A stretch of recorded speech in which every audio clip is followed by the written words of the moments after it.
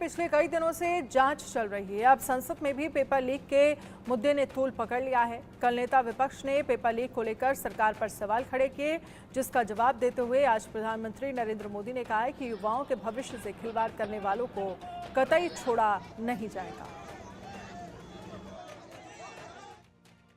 देश के हर विद्यार्थी को, देश के हर नौजवानों को कहूंगा कि सरकार ऐसी घटनाओं को रोकने के लिए अत्यंत गंभीर है और युद्ध स्तर पर हम अपनी जिम्मेवारियों को पूरा करने के लिए एक के बाद एक कदम उठा रहे हैं।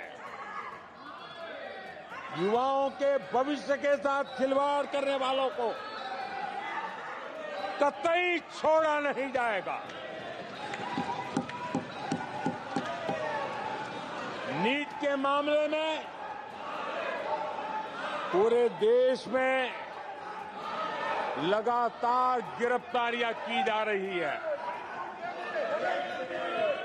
केंद्र सरकार पहले ही एक कड़ा कानून बना चुकी है। परीक्षा कराने वाले पूरे सिस्टम को पुख्ता करने के लिए जरूरी कदम उठाए जा रहे हैं। So NEET students spend years and years preparing for their exam. Their family supports them financially, emotionally. And the truth is that NEET students today do not believe in the exam. Because they are convinced that the exam is designed for rich people, not meritorious people. I have met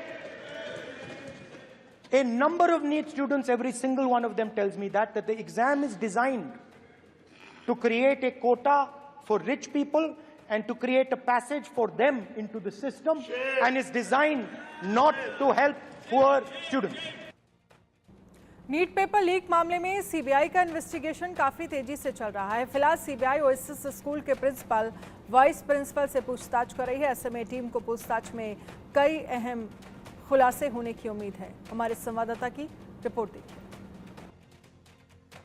NEET paper leak मामले में CBI की investigation लगातार आगे बढ़ रही है और इसी क्रम में हजारीबाग के ओएसिस स्कूल के दो अन्य शिक्षकों को भी पटना के इसी सीबीआई ऑफिस में बुलाया गया है और फिलहाल उनसे पूछताछ जारी है। जानकारी आपको दे दें कि इन दो शिक्षकों से पहले भी जब सीबीआई की टीम हजारीबाग पहुंची थी, उसने पूछताछ किया था और एक बार फिर से उन्हें पूछताछ के लिए बुलाया गया है। जाहिर सी बात है कि सीबीआई को इस केस में अहम लीड मिल रहा है और यही कारण है कि एक बार फिर से ओएसिस स्कूल के उन शिक्षकों को यहां पर बुलाया गया है। साइकोलॉजिकल, साइंटिफिक पूछताछ की जा रही है और जो ओएसिस स्कूल के प्रिंसिपल हैं डॉक्टर एहसानुल हक, उनकी परेशानी और बढ़ने वाली है, उन पर शिकंजा और बढ़ने वाला है और ना सिर्फ उन पर शिकंजा कसेगा बल्कि उनके जो सहयोगी हैं, जो साझीदार हैं, जो मित्र हैं, जो मददगार हैं, इन तमाम लोगों पर सीबीआई शिकंजा कसने वाली है। इसके अलावा जो रिमांड पर लिए गए हैं और जो लोग अब तक गिरफ्तार हैं, बेऊर जेल में बंद हैं, उन लोगों के रिश्तेदारों पर भी जिनके ट्रांजैक्शन में जिनका नाम सामने आ रहा है, जिनकी मार्फत ये जो भी सोल्वर गैंग के जो सरगना और मेंबर्स हैं, जिन्होंने ये ट्रांजैक्शन किया है, पैसों का हेर फेर किया है, लेन देन किया है, इन तमाम लोगों को सीबीआई ने अपनी रडार पर रखा है।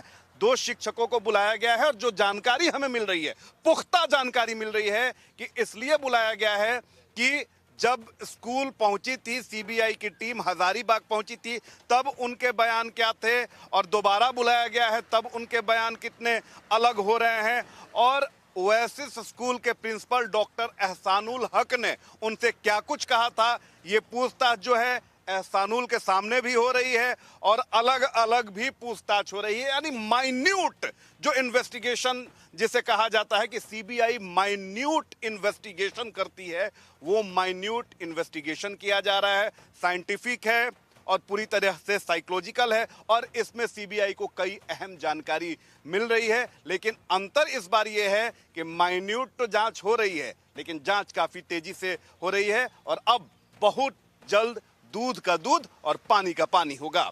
अभिषेक के साथ रितेश मिश्रा, इंडिया न्यूज, पटना।